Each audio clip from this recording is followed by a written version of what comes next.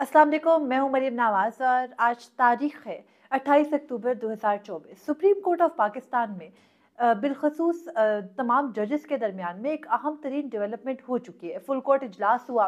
नए chief justice Pakistan justice Yahya Afridi ने बाज़ाब्ता तौर पर सुप्रीम कोर्ट में आज अपनी जिम्मेदारियां संभाल ली हैं और सुप्रीम कोर्ट में फुल कोर्ट इजलास के अंदर क्या कुछ होता रहा। जस्टिस मंसूर अली शाह कैसे एक इंतजामी पोजीशन में या सुप्रीम कोर्ट में आप कह सकते हैं कि हुकूमती या एस्टैब्लिशमेंट की मंशा के खिलाफ इस वक्त भी एक बड़ी पोजीशन पर है। इससे मुतालिक मैं आपको तफसीलात इस व्लॉग में बताऊंगी। साथ हम ये भी बात करेंगे कि सुप्रीम कोर्ट में आज जो दरख्वास्तें दायर हुई उसके बाद अब 26वीं आईनी तरमीम का मुस्तकबिल हो क्या सकता है, यानी ओवरऑल ये डिबेट है कि क्या होना है। तो वो जो होना है उसकी पॉसिबिलिटी पर हम इस व्लॉग में बात कर लेते हैं। दिन भर बहुत सी मसरूफियात रही, जाहिर है उस वक्त नहीं अपडेट कर पाई, लेकिन इस वक्त की जो अपडेट है वो ये है कि सुप्रीम कोर्ट में जो फुल कोर्ट की मीटिंग हुई उसका एक एलामिया सामने आया। उस एलामिया के अंदर तो गो के मैं उसको कहती हूँ कि वो एक आम सी तर्ज का एलामिया है, जिस तरह के यूजुअली इजलासों के एलामिये हुआ करते हैं इंतजामी सतह पर। लेकिन असल कहानी क्या है, असल तफसील है क्या, और सुप्रीम कोर्ट के अंदर आज फुल कोर्ट इजलास में होता क्या रहा, ये अहम है।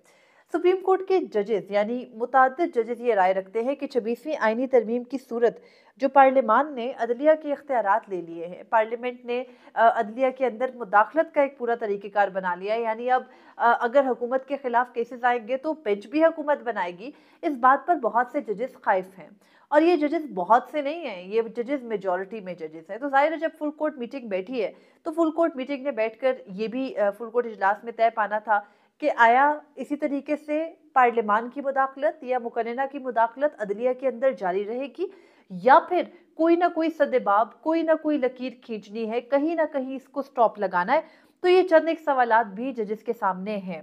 जस्टिस मंसूर अली शाह जो इस वक्त उम्रे की अदायगी के लिए बैरून मुल्क हैं, उन जस्टिस मंसूर अली शाह की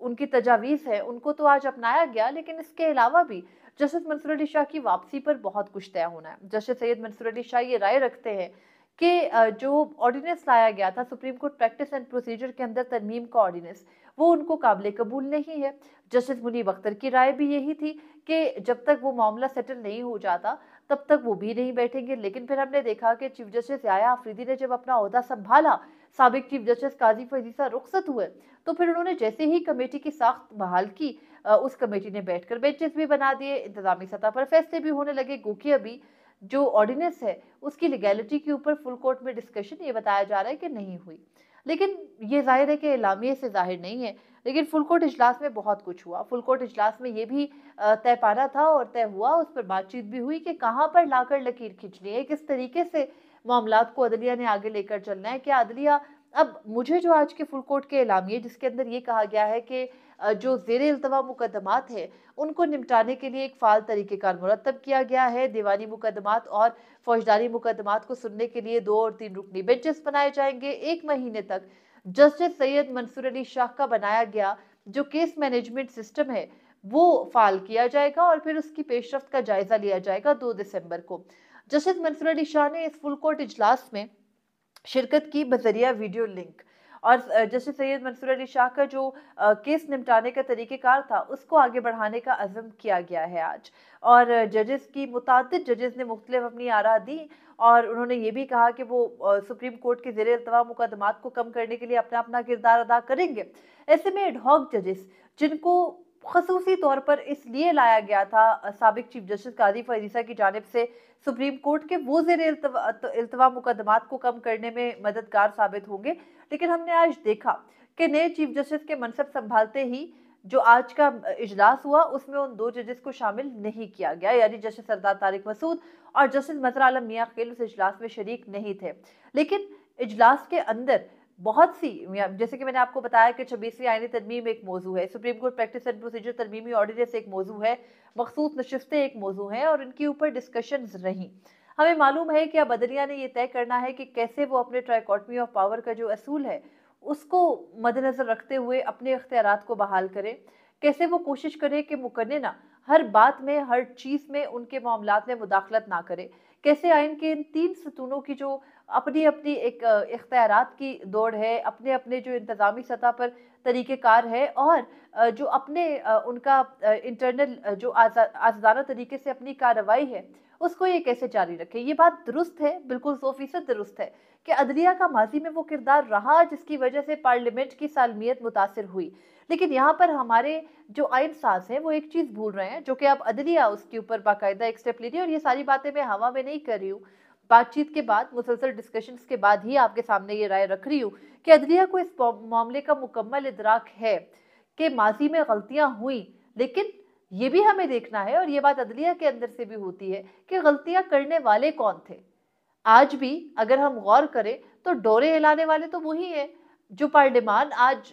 फॉर्म मैं यही कहूँगी कि 47 से बनी हुई पार्लियामेंट है। अगर वो पार्लियामेंट आकर तरामीम कर रही है, एक नामुकम्मल पार्लियामेंट, तो उस पार्लियामेंट के पीछे डोरे हिलाने वाली कौन है? फौजी एस्टैब्लिशमेंट है। तो उसकी मुदाखलत के सद्देबाब के लिए पार्लियामेंट कोई आइन साजी क्यों नहीं करती? 26वीं आईनी तरमीम में कोई एक भी शिक इस बारे में क्यों नहीं थी कि फौजी एस्टैब्लिशमेंट को नहीं इजाज़त होगी अदलिया के या किसी के भी हुकूमती मामलात में मुदाखलत की, इसलिए क्योंकि मौजूदा पार्लियामान खड़ी ही उनके बलबूते पर है। फिर ऐसे में आप अदलिया के बारे में तरमीम कर लो, एक वाहिद अदारा जिसकी जानिब आवाम देखती है, जिस पर आवाम का एतमाद है।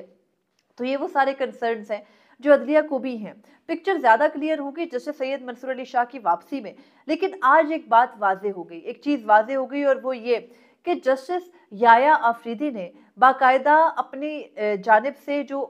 अमूर हैं, उनमें जस्टिस मंसूर अली शाह की राय, जस्टिस मंसूर अली शाह के जो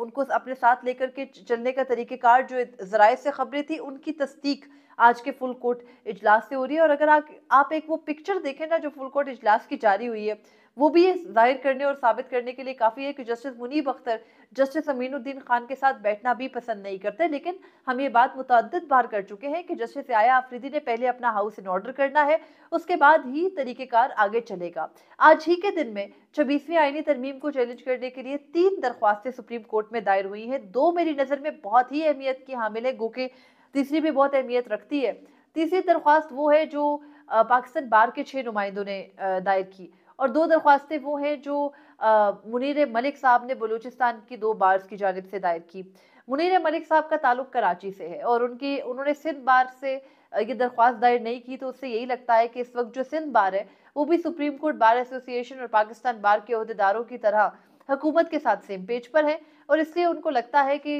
मौजूदा आईनी तरमीम में कोई कदगन नहीं है। तो फिर मुनीर मलिक साहब को वकील इंगेज किया है बलूचिस्तान की बार काउंसिल्स ने और उन्होंने अपनी दरख्वास्तों के अंदर बाकायदा बताया है कि किस तरीके से 26वीं आईनी तरमीम का जो 9 सेक्शंस हैं वो बुनियादी इंसानी हकूक से भी मुतसादिम है, वो अदलिया की आज़ादी, ट्राइकॉटमी ऑफ पावर के असूल, इंसाफ तक रसाई के हक के जो बेसिक प्रिंसिपल्स हैं उनके भी मुखालिफ है। और उसके अलावा उन्होंने दरख्वास्त में ये कहा है कि सुप्रीम कोर्ट ना सिर्फ इन 26वीं आईनी तरमीम को आइन के अंदर आइन की तबाही, उसके अलावा जो बुनियादी आइन का स्ट्रक्चर है उसके खिलाफ करार दे, बल्कि उन्होंने ये भी कहा है कि इन्होंने आईने पाकिस्तान के असल एसेस को ही ख़त्म कर दिया है। ये भी कहते हैं ये दरख्वास्तों के अंदर मुनीर मलिक ने जो ड्राफ्ट की हैं कि जो 26वीं आईनी तरमीम है उसके ज़रिए अदलिया में जो रद्द-ओ-बदल किए गए उससे आज़ाद तरीके से इंसाफ की फराहमी नहीं हो सकती। साथ वो ये कहते हैं सबसे बड़ा एक जो सवाल है उसको एड्रेस करते हुए, आपको याद होगा कि 26वीं आईनी तरमीम नहीं भी आई थी तो हम यही बात करते थे बार-बार कि कैसे वो तरमीम चैलेंज होगी, क्योंकि जो आप तरमीम लाने जा रहे हैं वो बेसिकली अदलिया के अंदर लाने जा रहे हैं। तो जब उसी मामले को चैलेंज, यानी आपने आईनी बेंच बना दिया, पहले आप आईनी अदालत बनाना चाह रहे थे, अब अगर 26वीं आईनी तरमीम चैलेंज होगी तो उसको भी आईनी बेंच सुनेगा। तो क्या आईनी बेंच का कयाम भी उसी 26वीं आईनी तरमीम के बारे में होगा? और इम्कान है जब कि उसी 26वीं आईनी तरमीम ने कलअदम हो जाना है तो फिर उस बेंच की क्या साख्त होगी? तो अब यहाँ पर एक जो हल है वो ये हो सकता है कि इस वक्त सुप्रीम कोर्ट ये फैसला करे कि 26वीं आईनी तरमीम की पहले लीगैलिटी आर पार हो जाए, गो कि अब आईने पाकिस्तान में रद्द-ओ-बदल हो चुका है, तो कम अज़ कम फुल कोर्ट बनाई जाए। और अभी तक हमने देखा कि आईनी तरमीम के मामले पर फुल कोर्ट ही बैठा करती है और फिर वो फुल कोर्ट बैठकर ये तय करे कि क्या आईनी तरमीम करने के लिए जो तरीक़ेकार है, सॉरी, जो आईनी तरमीम करने के लिए जो तरीक़ेकार अपनाया गया वो दुरुस्त था या नहीं था, क्योंकि मुनीर मलिक साहब की जो दरख्वास्त है उसके अंदर सिर्फ ये बात नहीं है कि 26वीं आईनी तरमीम किस किस तरीके से मुतसादिम है, बल्कि उन्होंने पूरी टाइमलाइन भी बताई कि कैसे आपने मखसूस नशस्तों का फैसला दिया, वहां से डिस्टर्बेंस क्रिएट हुई, मखसूस नशस्तों के फैसले के बाद साबिक चीफ जस्टिस ने किस तरीके से 63 का मुकदमा लगाया, 63 के मुकदमे के बाद मखसूस नशस्तें भी नहीं दी गई, पार्लियामान के अंदर 2/3 मेजोरिटी पूरी नहीं थी, कानूनी तरीके से 2/3 मेजोरिटी पूरी नहीं हुई, तो फ्लोर क्रॉसिंग कराकर अरकान पार्लियामेंट को डरा धमका कर ये वोट डलवाए गए। और उसके बाद अब जब ये वोट डल गए और फिर आईनी तरमीम पास हो गई, तो उस आईनी तरमीम के पास होने के बाद अदलिया का जो बुनियादी तरीक़ेकार है वो किस तरीके से मुतासिर हुआ। अब इस मौजूदा सूरत हाल में एक चीज़ जो आज के पूरे दिन में, आज के पूरे दिन की एक्टिविटीज़ में क्लियर हो गई, वो ये है कि इलेक्शन कमीशन के खिलाफ तौहीन अदालत की कार्रवाई भी एक तरफ है। आज कंवल शोजब साहिबा ने सलमान अकरम राजा के तवसत से दरख्वास्त दायर की। एक तरफ वो है मखसूस नशस्तों के फैसले पर अमल दरामद नहीं हुआ, दूसरी जानब जस्टिस मंसूर अली शाह को इंतजामी तौर पर जस्टिस याया खान आफरीदी जो कि चीफ जस्टिस ऑफ पाकिस्तान है वो अहमियत दे रहे हैं, वो उनको बाकायदा इंतजामी अमूर संभालने की भी जगह दे रहे हैं। अब उनके स्पेस देने के पैराहे में अगर हम देखें, जहाँ पर हुकूमत की तरफ से स्टूपिड 27वीं आईनी तरमीम को लेकर के बयानात आ रहे हैं, फिर वो जजेस के हवाले से रिमार्क्स भी दिए जा रहे हैं, गो कि मुझे लगता है कि अब ये बात बिल्कुल दुरुस्त है कि मीडिया के ऊपर, खासतौर पर मेन स्ट्रीम मीडिया के ऊपर, पॉलिटिशियंस को तो बिल्कुल इजाज़त नहीं होनी चाहिए,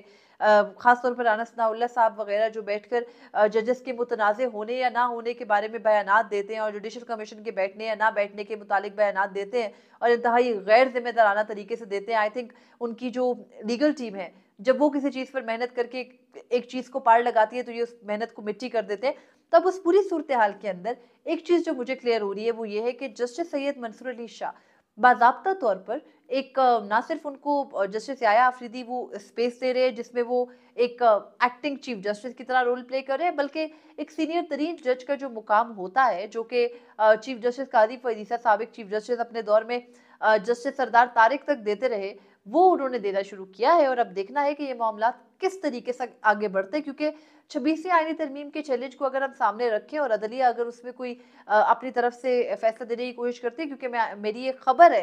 कि अदलिया के अंदर कम से कम जो आप कह सकते हैं कि मेजॉरिटी ऑफ जजेस, मेजॉरिटी कम से कम मैं कह रही हूँ, यानी सारे जजेस को नहीं मैं गिन रही हूँ, तो मेजॉरिटी ऑफ जजेस की ये राय है कि ये नहीं होनी चाहिए थी। तो उस सूरत में अगर कोई फुल कोर्ट बनती है, कोई इस तरीके का रास्ता निकालने की कोशिश की जाती है, कोई एडवेंचरिज्म में पड़ा जाता है, तो फिर ये देखना होगा कि क्या जस्टिस याया आफरीदी की भी नशिस्त बचती है या फिर वो एक नॉर्मल जज की सी जिंदगी गुजारने पर राजी होंगे और जस्टिस मंसूर अली शाह जो कि हकीकी तौर पर इस जो सुप्रीम कोर्ट ऑफ पाकिस्तान की कमान है उसको संभालने के हकदार हैं, उनको दिया जाएगा, या फिर आज जैसे हमने देखा कि इंतजामी सतह पर या फिर जो ओवरऑल कमांड है वो जस्टिस सैयद मंसूर अली शाह की केस मैनेजमेंट सिस्टम के हवाले से भी चल रही है, सब जजेस उससे इत्तफाक कर रहे हैं, या फिर जस्टिस मंसूर अली शाह इतने नागुज़ीर हैं कि उनको बाकायदा ओहदे पर बिठाया जाएगा। ये आने वाले दिन काफ़ी इंटरेस्टिंग होने वाले हैं। तो आज की तफसील ये है कि जस्टिस मंसूर अली शाह को बाकायदा इख्तियारात दिए हैं जस्टिस याया आफरीदी ने, उनकी राय ली है, वो इतने नागुज़ीर हैं कि सऊदी अरब में बैठे वो जस्टिस सैयद मंसूर अली शाह को वीडियो लिंक पर लिया गया, 2 एडहॉक जजेस को इजलास में शामिल नहीं किया गया, और उसके अलावा ये कि आइंदा आने वाले दिनों में 26वीं आईनी तरमीम को लेकर के हुकूमत की परेशानी का आगाज हुआ चाहता है, क्योंकि हुकूमत उसके अंदर बहुत सी गलतियां कर चुकी है और अदलिया उन गलतियों के बगैर भी उसको कबूल करने से कासिर है। तो मुझे अब तक की इस तफसील के साथ इजाजत दीजिएगा। अल्लाह हाफिज।